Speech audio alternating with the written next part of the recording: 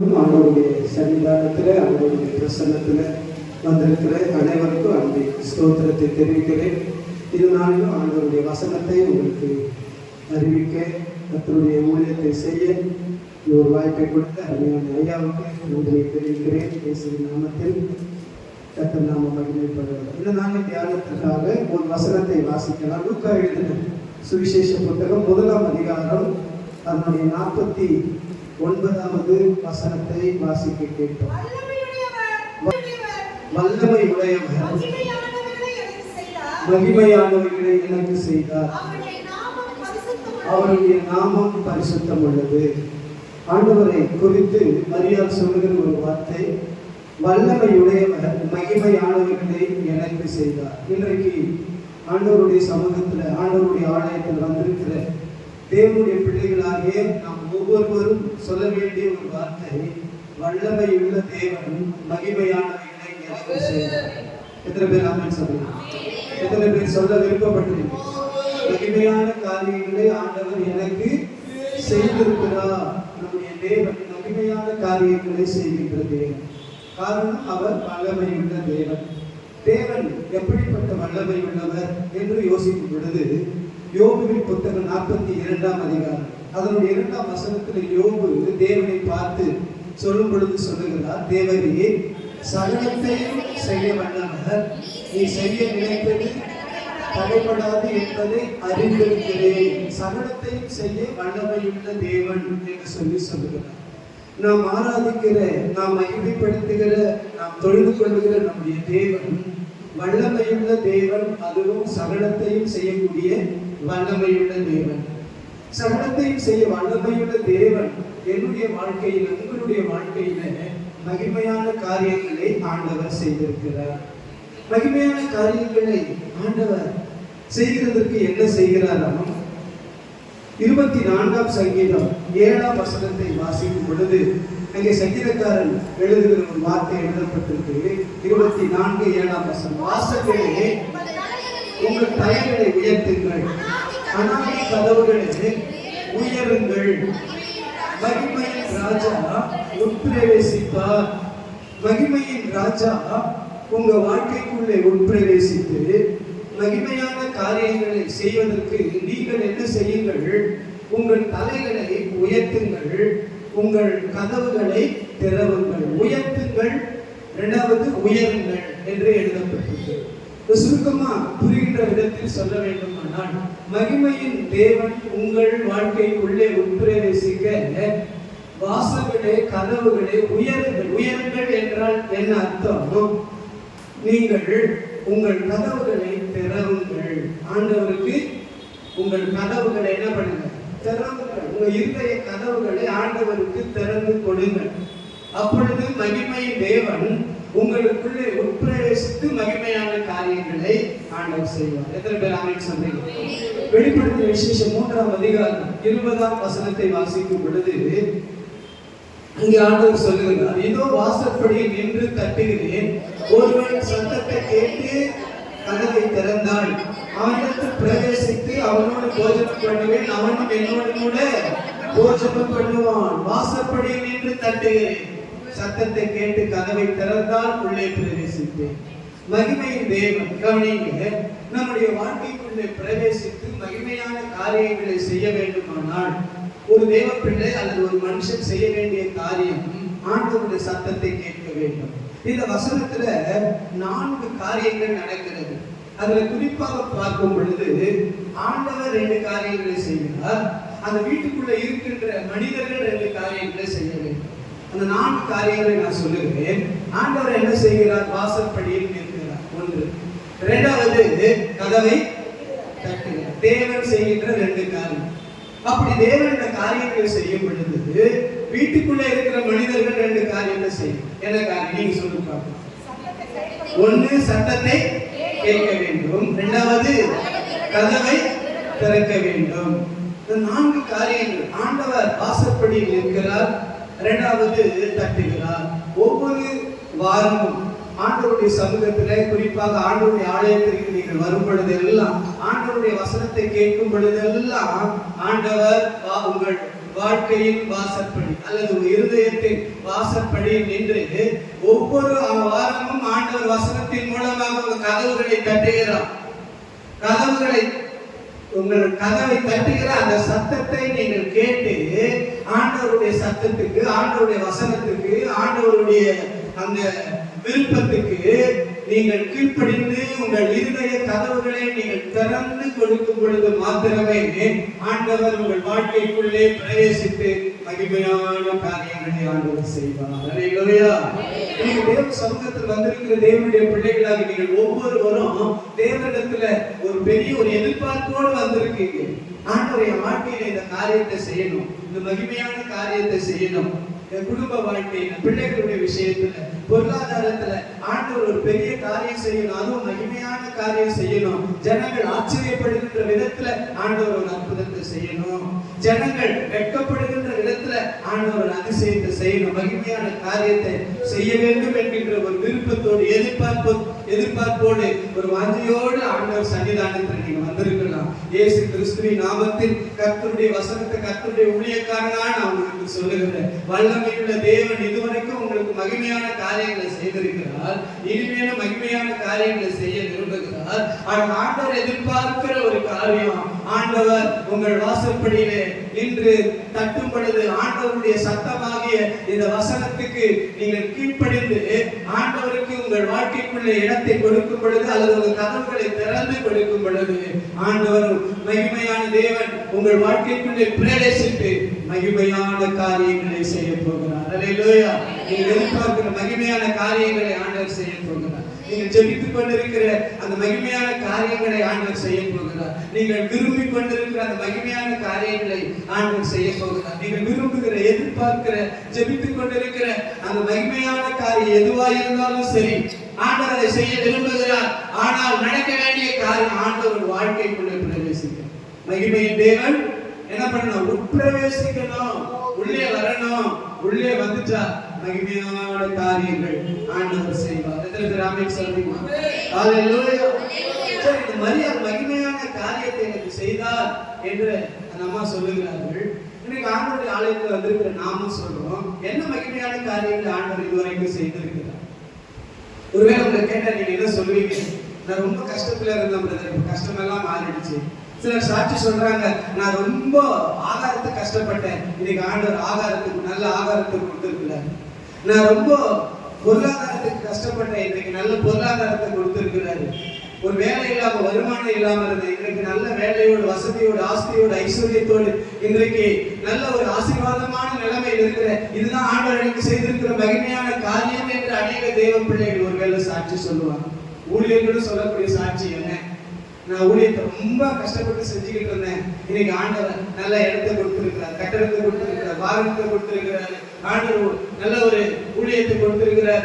இன்றைக்கு ஊழியருக்கு சாட்சி இதுதான். இது ஆண்டவர் செய்திருக்கிற மகிமையான காரியம் தான். ஆனால் இப்படிப்பட்ட இந்த உலகத்திற்குரிய ஆசீர்வாதமாகிய இந்த மகிமையான காரியத்தை காட்டிலும் ஆண்டவர் உங்களுடைய, என்னுடைய வாழ்க்கையில செய்திருக்கிற வேறொரு மகிமையான காரியம் இருக்கு. ஆமென் சொல்லுங்க. ஒரு 3-4 காரியங்களை இன்றைக்கு நாம் தியானித்து முடிக்க போகிறோம். உன்னுடைய வாழ்க்கையிலும் என்னுடைய வாழ்க்கையிலும் ஆண்டவர் செய்திருக்கிற மிக மிக முக்கியமான மகிமையான காரியம் இதுவரைக்கும் செய்தால் இனிமேல் செய்ய போகிறார். முதலாவதாக எபேசியர் 2ஆம் அதிகாரம் அதனுடைய 5ஆம் வசனத்தை வாசிக்கும் பொழுது அங்கே பவுல் விசுவாசிகளுக்கு எழுதுகிற ஒரு வார்த்தை எழுதப்பட்டிருக்கு. 2ஆம் அதிகாரம் 5ஆம் வசனம். எபேசியர், அக்கிரமங்களினாலும் பாவங்களினாலும் மரித்தவர்களாய் இருந்த நம்மை கிறிஸ்துவுடனே உயிர்ப்பித்தார், கிருபையினாலே ரட்சிக்கப்பட்டீர்கள். எல்லாரும் நல்லா கவனிங்க. ஆண்டவர் நமக்கு செய்திருக்கிற மகிமையான காரியம் என்ன? முதலாவது நான் சொல்லுவேன், ஆண்டவருக்கு ஸ்தோத்திரம். கிறிஸ்துவுடனே கூட முதலாவது என்னை உயிர்ப்பித்தார், இரண்டாவது கிருபையினாலே ரட்சித்தார். உயிர்ப்பித்து என்னை ரட்சித்திருக்கிறார். இதுதான் தேவன் எனக்கு செய்திருக்கிற மிக மிக முக்கியமான மகிமையான ஒரு காரியம் என்று நான் சொல்றேன். எத்தனை பேர் ஆமென் சொல்றீங்க? அல்லேலூயா. ஆண்டவர் என்னை ரட்சித்திருக்கிறார், அதுதான் மகிமையான காரியம். எனக்கு வீட்டை கொடுத்தாரு, வாசலை கொடுத்தாரு, ஐஸ்வர்யத்தை கொடுத்தாரு, பணத்தை கொடுத்திருக்கிறாரு, அதிகாரத்தை கொடுத்திருக்கிறாரு, வேலையை கொடுத்திருக்கிறாரு, உயர்வை கொடுத்திருக்கிறாரு. நான் இந்த உலகத்திற்குரிய ஆசீர்வாதங்களை சுதந்திரிச்சிருக்கேன். இன்றைக்கு எல்லா ஜனங்களுக்கு முன்பு முன்பாக ஒரு உயர்ந்த நிலையில் இருக்கிற ஆண்டவர் செய்த மகிமையான காரியம் என்று ஒருவேளை நீங்க சொன்னாலும் அது மகிமையான காரியமா இருந்தாலும் அதை காட்டிலும் மிக முக்கியமான ஒரு மகிமையான காரியம் என்னன்னு கேட்டீங்கன்னா, மறுத்து போயிருந்த உங்க வாழ்க்கையை தேவன் உயிர்ப்பித்து கிருபையினால ரட்சித்திருக்கிறார். ஒரு பெரிய ரட்சிப்பை தந்திருக்கிறார் பாருங்க. அதுதான் ஒரு மகிமையான காரியம். சொல்றீங்க எந்த இடத்துல இருந்து உயிர்ப்பித்திருக்கிறாரு? முதல் வசனத்தை படிக்கும் பொழுது, அக்கிரமங்களினாலும் பாவங்களினாலும் மரித்தவர்களாய் இருந்த உங்களை உயிர்ப்பித்தார். எப்படி எங்கிருந்து உயிர்ப்பித்தாரு? மரித்த நிலை, பாவத்துல மரிச்சிருந்தோம், அக்கிரமத்துல மரித்திருந்தோம், ஆண்டவர் அறியாத நிலையில மரித்திருந்தோம், இந்த உலகத்திற்கு பழக்க வழக்கத்துல மரித்திருந்தோம். ஆண்டவர் உயிர்ப்பித்தார்.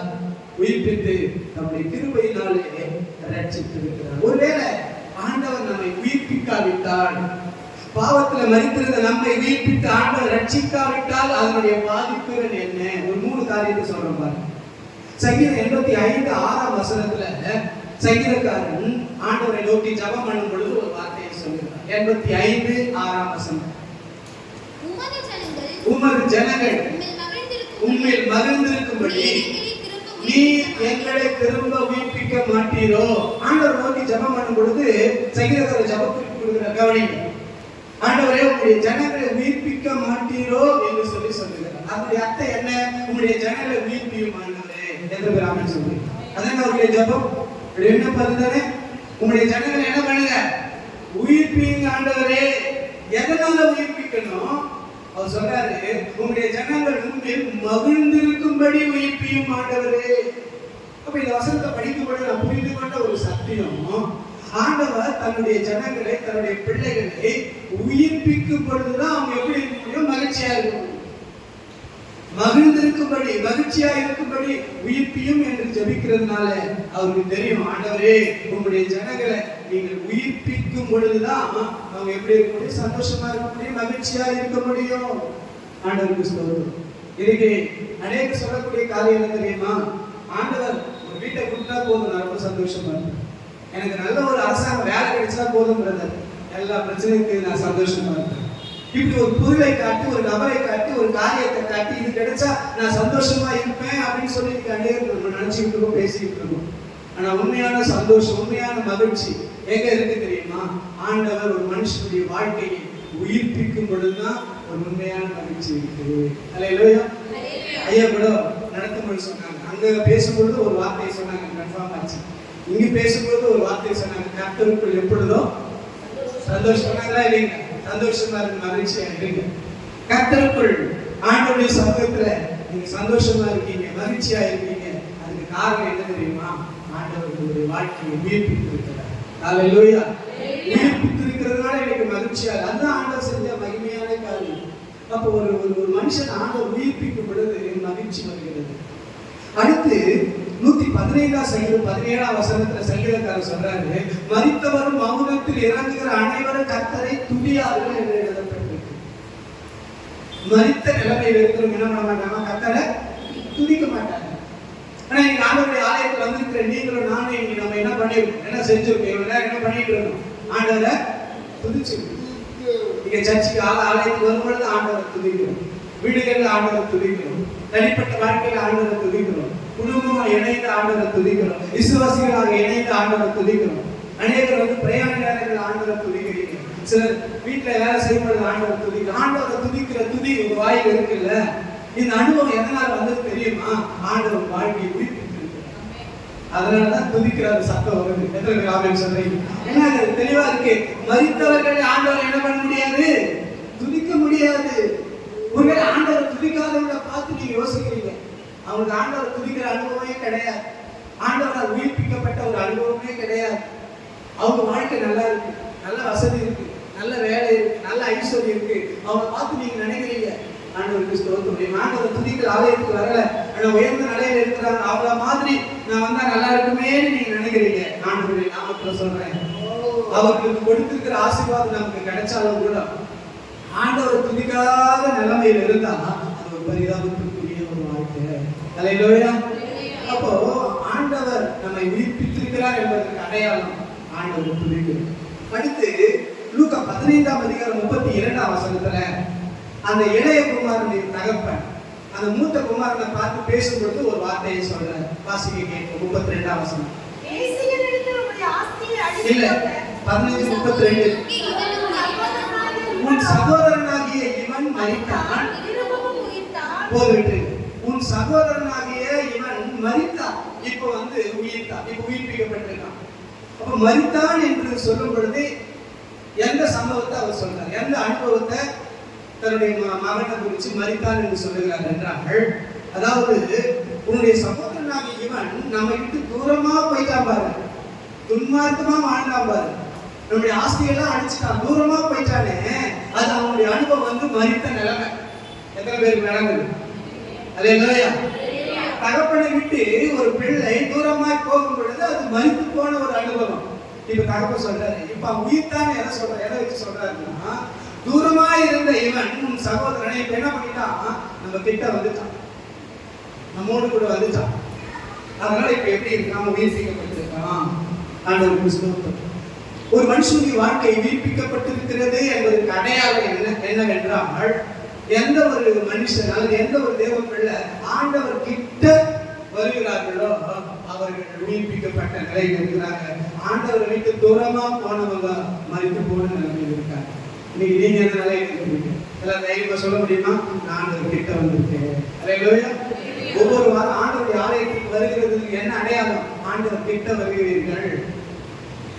எபிரேய 4ஆம் அதிகார கடைசி வசனத்துல படிக்கிறோம், இரக்கத்தை பெறவும் ஏற்ற சமயத்தில் சகாயம் செய்யும் கிருபையை அடைய அவருடைய கிருபாசன தண்டை தைரியமாய் சேர கண்டு. ஒவ்வொரு வாரமும் ஆண்டவருடைய கிருபாசன தண்டைக்கு, ஆண்டவருடைய சமூகத்துக்கு நீங்க தைரியமாய் வருகிறீர்களே, அதற்கு காரணம் என்னன்னு கேட்டீங்கன்னா, ஆண்டவர் கிட்ட வருகிறீர்கள். ஸ்தோத்திரம். ஆண்டவர் நம்முடைய வாழ்க்கையை, உங்களுடைய வாழ்க்கையை உயிர்ப்பித்து ரட்சித்ததுனால 3 விதமான அனுபவங்களோடு இன்றைக்கு நம்ம இருக்கோம். இதுதான் ஆண்டவர் செஞ்ச மகிழ்ச்சியான காரியம். என்ன அனுபவம்? மகிழ்ச்சியா இருக்கும், ஆண்டவரை துதிக்கிறோம், ஆண்டவர் கிட்ட வந்து. எத்தனை பேருக்கு புரியுது? எத்தனை பேருக்கு சந்தோஷம்? இதுதாங்க ஆண்டவர் செஞ்ச மகிமையான காரியம். உலகத்துக்குரிய ஆசீர்வாதத்தை கொடுத்தாரு, அது இருக்கும், நாளைக்கு போயிடும்.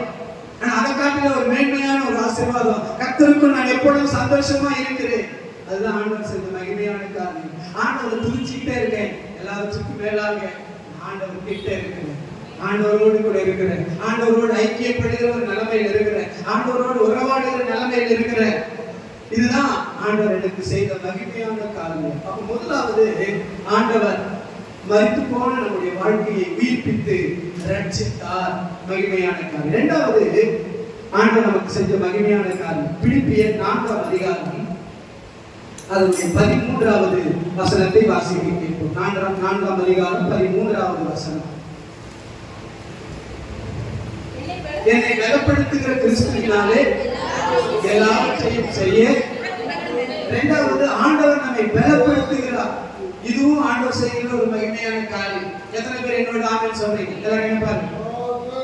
ஆண்டவர் என்னை பலப்படுத்தினார், இப்பொழுது பலப்படுத்துகிறார். இது தேவன் எனக்கு செய்கின்ற மகிமையான ஒரு காரியம் என்று நான் சொல்லுகிறேன். ஆண்டவர் கொடுக்கிற பலன் என்பது ரொம்ப முக்கியம். 29ஆம் வசனத்துல தாவீது எழுதுகிறார், கர்த்தர் தமது ஜனத்திற்கு பலன் கொடுப்பார்.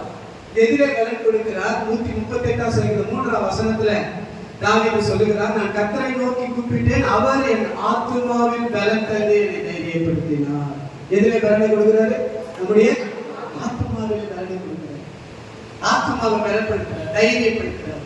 இப்போ ஒரு கேள்வி, ஏன் ஆண்டவர் ஆத்துமாவை பலப்படுத்துறார்? ஏன் ஆண்டவர் தைரியப்படுத்துறார்? சங்கீதம் 42:5ஆம் வசனத்துல சங்கீதக்காரர் எழுதுறாரு, என் ஆத்துமாவே நீ ஏன் கலங்குகிறா, நீ ஏன் பேசுகிறா?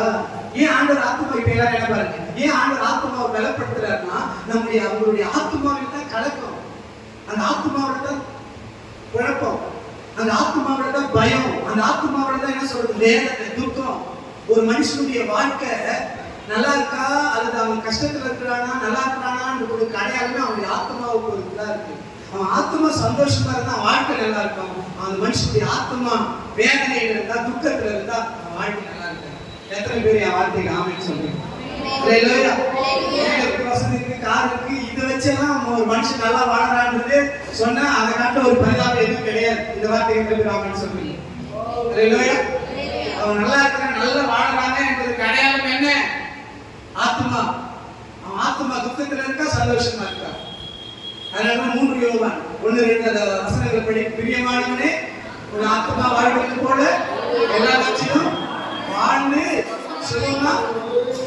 சுகமா இருக்கும்படி வேண்டுகிறேன். பிறந்த நாள் நிகழ்ச்சி போறோம், திருமண நாள் நிகழ்ச்சி போறோம், திருமணத்துக்கு போறோம், சில முக்கியமான நல்ல நிகழ்ச்சிகள்லாம் போறோம். நல்லா இருங்க வாழ்த்துவோம். ஆனா நன்றாக ஆத்மா வாழ்வது போல எல்லாவற்றிலும் வாழ்ந்து சுகமா இருங்கள் என்று வாழ்த்துகிறோம். ஆனா சுகமா இருக்கும்படி ஜபம் பண்றது கிடையாது நிறைய பேர். எத்தனை பேர் விளையாடுங்க சொல்லுங்க. வாழ்த்துக்கு போறவங்க வாழ்த்துக்கு வரீங்க, ஓகே, நல்ல ஒரு பரிசெல்லாம் கொடுத்து அவங்களை சந்தோஷப்படுத்திட்டு வரீங்க, நல்ல விருந்து சாப்பிடுறீங்க, அது ஒரு சந்தோஷத்துக்காக, எல்லாம் கரெக்ட் தான். ஆனா அங்க யோவான் என்ன எழுதுற, உன் ஆத்மா வாழ்வது கூட எல்லாவற்றிலும் வாழ்ந்து சுகமா இருக்கும்படி வாழ்த்துகிறேன்னு எழுதல. என்ன எழுதுற? வேண்டுகிறேன்னு என்ன அர்த்தம்? ஜபம் பண்றேன்.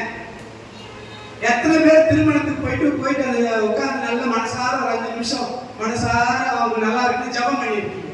கரெக்டா தாலி கட்டும்போது கொடுக்குறாங்க, கையில் ஒரு பூவை போட்டு வாழ்த்துறீங்களா தெரியல, ஏதோ ஒரு வாசனை சொல்லுவீங்க, வாழ்த்துறீங்க. சரி, உண்மையா வாழ்த்துறீங்க, அப்படி வாழ்த்துறீங்க. எவ்வளவு நேரம் வாழ்த்துறீங்க? 5 நிமிஷம் வாழ்த்துக்கிட்டே இருப்பீங்க. நம்ம இல்லைன்றாங்க. எவ்வளவு நேரம் வாழ்த்துறீங்க? ஒரு சில செகண்ட். நான் ஒரு தர்ம சங்கடமா நிலைமையை கல்லப்பட்டேன். ஒரு கல்யாணத்துக்கு போனேன். ஃபர்ஸ்ட் ஜேக்கப் கோஷி கல்யாணம் நடத்தி வந்தேன். ஸ்தோத்திரம். நல்ல ஒரு ஆவிக்குரிய சபை தான்.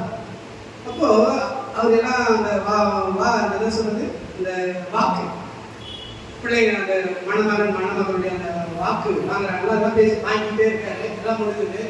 இப்போ ஒரு வாய்ப்பு ஒரு தட்டுல பூ கொண்டு வந்து எல்லா கையிலும் கொடுத்துருக்காரு. அது பிள்ளைங்க கையில எல்லா நேரங்களும் அதை போடுற மாதிரி, அது ஒரு வித்தியாசமான ஒரு அனுபவமா இருக்குது.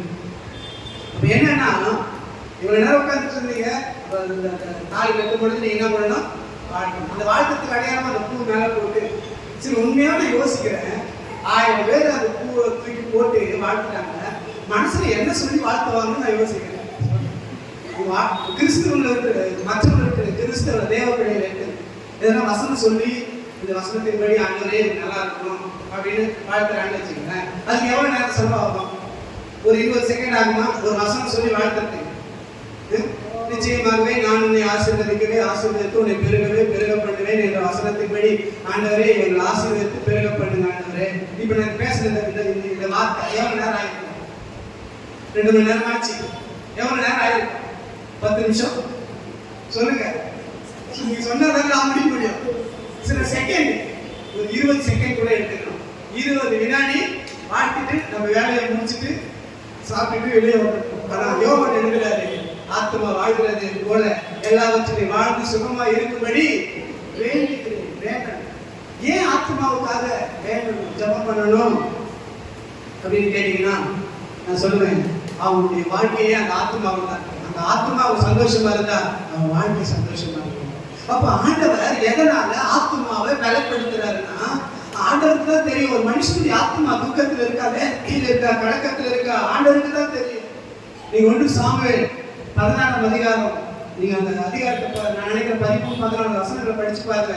சாமுவேலை பார்த்து ஆண்டவர் சொல்றாரு, மனுஷன் முகத்தை பார்க்கிறான் கர்த்தரோ இருதயத்தை, ஆத்மாவை பார்க்கிறாரு. அந்த ஆத்மா எப்படி இருக்கு? வேதத்துல அநேக நபர்களுடைய ஆத்மாவை ஆண்டவர் பலப்படுத்திருக்கார். நீதிமான்கள், பரிசுத்தவான்கள், ஊழியர்கள், கர்த்தருக்காக வாழ்ந்த அநேகருடைய ஆத்மா வேதனைப்பட்ட பொழுது, துக்கப்பட்ட பொழுது, கண்ணீர் வடித்த பொழுது ஆண்டவர் பலப்படுத்தி இருக்கிறார். அதுல நான் இயேசுவை குறித்து ஒரே ஒரு சம்பவத்தை மாத்திரம் சொல்லி நான் அடுத்த குறிப்புக்கு கடந்து போகிறேன். மத்திய 26ஆம் அதிகாரம் 38ஆம் வசனத்துல இயேசு இந்த உலகத்துல மனுஷனாய் வாழ்ந்த பொழுது அந்த கெச்சமனே தோட்டத்தில் இருக்கும் பொழுது தன்னுடைய சீஷரை பார்த்து சொன்ன ஒரு வார்த்தை எழுதப்பட்டிருக்கு. வாசிங்க 38:26ஆம் அதிகாரம். அப்பொழுது இயேசு, என் ஆத்துமா மரணத்திற்கு ஏதுவான துக்கம் கொண்டிருக்கிற போது சீஷர்களை பார்த்து ஆண்டவர் சொல்றாரு, என் ஆத்மா துக்கத்தோடு இருக்கு. எப்படிப்பட்ட துக்கம்? ஒரு ஜுரத்தினால் வந்த துக்கம் கிடையாது, ஒரு வியாதியினால் வந்த துக்கம் கிடையாது, ஒரு பண பிரச்சனையினால் வந்த துக்கம் கிடையாது. எத்தனை பேர் கேட்பார்? நமக்கு வரக்கூடிய துக்கம் கிடையாது. நமக்கு ஒரு வேலையில தான் துக்கம், பிள்ளைங்க ஏதாவது ஒரு துக்கம் வரும், ஒரு பண பிரச்சனை துக்கம் வரும், ஒரு வேலை கிடைக்கல துக்கம் வரும், வருமானம் இல்லை துக்கம் வரும். இன்னைக்கு அநேக பெற்றோர்களுடைய ஒரு பெரிய துக்கம்னா பிள்ளைங்க சரியா படிக்கணும்னா ஒரு பெரிய துக்கம் இல்லைங்களா? இப்படி நாம் துக்கப்படக்கூடிய அநேக காரியங்கள் இருக்கு. ஆனா ஆண்டவர் துக்கப்பட்டது எப்படிப்பட்ட துக்கம்? அவர் சொல்றாரு, மரணத்திற்கு ஏதுவான துக்கம். அல்லேலூயா.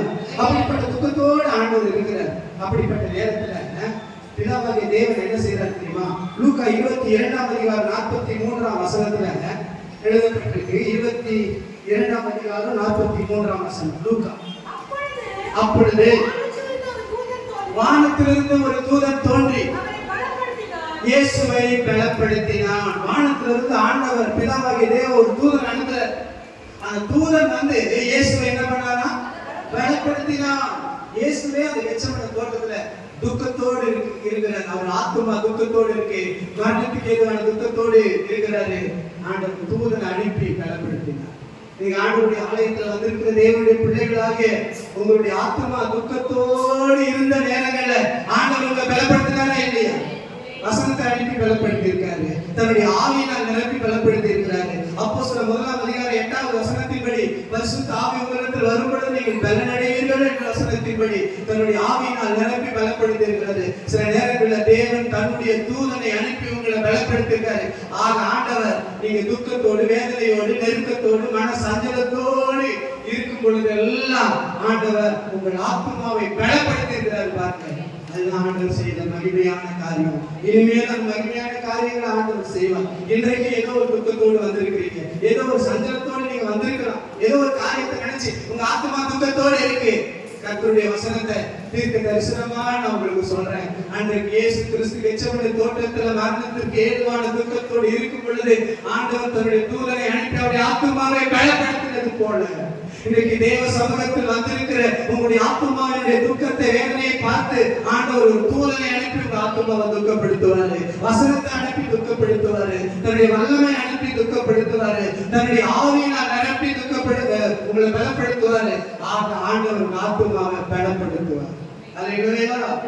கடைசியாக ஒரே ஒரு வசனத்தை சொல்லி நான் முடிக்கிறேன். ஆண்டவர் செய்திருக்கிற மகிமையான காரியம் சங்கீதம் 23:3 வசனத்துல அங்க தாவீது எழுதுறாரு. என்ன எழுதுறாரு? 23:3 அவர் என் ஆத்துமாவை தேற்றி தன்னுடைய நாமத்தின் நிமித்தம் என்னை நீதியின் பாதைகளிலே நடத்துகிறார். ஆண்டவர் செய்கின்ற மகிமையான காரியம் ஆண்டவர் என்னை நடத்துகிறார். அதுதான் மகிமையான காரியம். ஆமென் சொல்லுங்க. யார் நடத்துறது? ஆண்டவர் என்னை நடத்துறார். என் நெருக்கத்தில் ஆண்டவர் என்னை நடத்தினார், என்னுடைய ஆபத்தில் ஆண்டவர் என்னை நடத்தினார், என்னுடைய குறைவில் ஆண்டவர் என்னை நடத்தினார், என்னுடைய போராட்டத்தில் ஆண்டவர் என்னை நடத்தினார், எனக்கு பிரச்சனைகள் வந்த நேரங்களில் ஆண்டவர் நடத்தினார், மனுஷர்கள் எனக்கு விரோதமா எழுப்பி யுத்தம் பண்ணின நேரங்களில் ஆண்டவர் நடத்தினார், நிந்தைகள் அவமானமான நேரத்தில் எல்லா நேரத்திலும் இதுவரைக்கும் ஆண்டவர் என்னை நடத்தினார். பாருங்க, அதுதான் தேவனுக்கு செஞ்ச மகிமையான காரியம். எத்தனை பேர் என் வார்த்தைக்கு ஆமென் சொல்றீங்க? அதுவும் எந்த வழியில நடத்தினாரு? நீதி அவருடைய வழியில என்ன நடக்கிறாரு. அதுதான் எனக்கு சந்தோஷம்.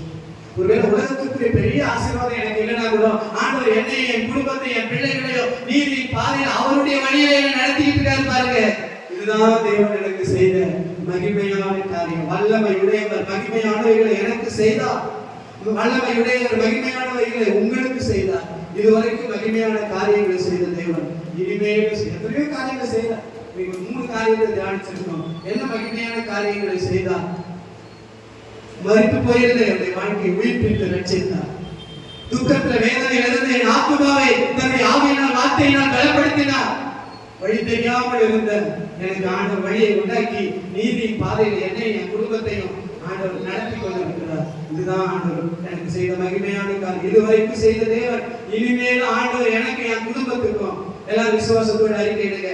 ஆண்டவர் மகிமையான காரியங்களை எனக்கு செய்ய போகிறார். எத்தனை பேர் ஆமென் சொல்றீங்க? இனிமேல் ஆண்டவர் மகிமையான காரியங்களை ஆண்டவர் எனக்கு, என் பிள்ளைகளுக்கு, என் குடும்பத்துக்கு ஆண்டவர் செய்ய போகிறார். ஒரே ஒரு நிமிஷம் கண்களை மூடுங்க. இந்த 3 காரியத்தின்படி ஆண்டவர் ஒரு நாட்களில் மகிமையானவைகளை எனக்கு செய்ய போகிறார். மகிமையானவைகளை எனக்கு செய்யுங்க ஆண்டவரே. எல்லாம் கண்களை மூடி அப்படியே ஆண்டவரை பார்த்து ஒரு நிமிஷம் இதுவரைக்கும் மகிமையானவைகளை எனக்கு செய்ததற்காக ஸ்தோத்திரம் ஸ்தோத்திரம் சொல்லுங்க. ஆண்டவருக்கு நன்றி சொல்லுங்க. வல்லமையுள்ள தேவனே, என் வாழ்க்கையில மகிமையானவைகளை செய்ததற்காக ஸ்தோத்திரம். பாவத்தினால், அக்கிரமத்தினால் மரித்திருந்த என்னை, எங்களை, என் குடும்பத்தை ஆண்டவரே உம்முடைய ஆவியினால் வார்த்தையினால் உயிர்ப்பித்து நீர் எங்களை ரட்சித்தீரே உமக்கு ஸ்தோத்திரம். ஸ்தோத்திரம். ஆத்துமா துக்கப்படும் பொழுது, வேதனைப்படும் பொழுது, கலங்கும் பொழுது ஆண்டவரே உம்முடைய ஆவியினால் வார்த்தையினால் ஆண்டவரே எங்களை பலப்படுத்தி, ஆத்துமாவை பலப்படுத்தி, தைரியப்படுத்தி நீரே ஸ்தோத்திரம். ஆண்டவரே வழி தெரியாத நேரங்களில் எனக்கு வழிகளை உண்டாக்கி நீதி பாதையில இதுவரைக்கும் என்னை நடத்தி உம்முடைய வழிகளில் எங்களை நடத்தி கொண்டிருக்கிறீர். நன்றி நன்றி நன்றி நன்றி ஆண்டவரே. இனிமேல் நீர் எங்களை நடத்துங்க, நீதியின் பாதையில நடத்துங்க. ஜெபம் எனக்கு கேளுங்க. என் குடும்பத்தை நீதியின் பாதையில இன்னும் அதிகமாய் நடத்துங்க.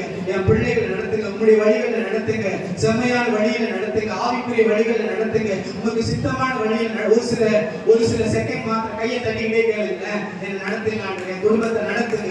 எந்தெந்த வழியில ஆண்டவர் நடத்தணும் அதை நினைச்சுக்கிட்டே கையை தட்டுங்க, நினைச்சுக்கிட்டே கையை தட்டுங்க. செம்மையான வழியில என் குடும்பத்தை நடத்துங்க ஆண்டவரே. நேர் வழியே என் குடும்பத்தை நடத்துங்க ஆண்டவரே. உங்களுக்கு சித்தமான வழியில என்ன நடத்துங்க ஆண்டவரே. ஆசீர்வாதமான வழியில என்னை என் குடும்பத்தை தேவனே நீர் நடத்துங்க ஆண்டவரே. நல்லதொரு செய்தியை தந்தவரே, கையில தட்டுங்க. உமக்கு என்றும் நன்றி சொல்லிடுவோம். கையில தட்டு. நல்லதொரு செய்தியை தந்தவரே, உமக்கு நன்றிகள் நாங்கள் சொல்லிடுவோம். தேவனுடைய மனிதன் யோசுவா பாத்திரரை வெண்மேகம் ஆசீர்வதித்து ஜெபிக்கின்றோம். ஐயா எழுதட்டே. யோசுவா அவர்களை ஒரு மனமாய் நாங்கள் ஊழியத்தில் பயன்படுத்த ஆசீர்வதிக்கிறோம். நல்லா கவனம் போடுங்க. ஊழியத்தில் பயன்பட நாங்கள் ஆசீர்வதிக்கிறோம்.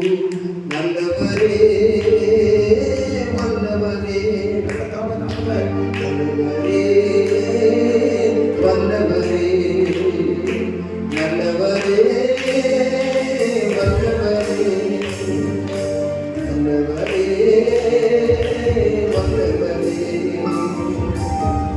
சுவிசேஷகருடைய பாதங்கள் மலையின் மேலே வந்து அது நிற்கின்றது என்று சொன்னீரே. உலகம் எங்கும் போங்கள் கூட நான் இருக்கின்றேன், எனக்காய் செயல்படுங்கள் என்கிறீரே. ஆசீர்வதியும் ஆசீர்வதியும் உமது ஊழியரை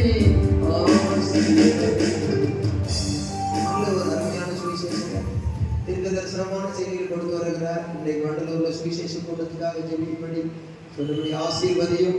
அது போலவே ஆண்டவரே மேலும் இன்றைக்கு போகிற கீழ்பாக்கம் கம்ஃபர்ட் மீட்டிங் அதில் ஆசீர்வதியும் பயன்படுத்தும். சுகம் பலன் தீர்க்காகும் அபிஷேக வரங்கள் அடைகிறார். இயேசுவின் நாமத்திற்கு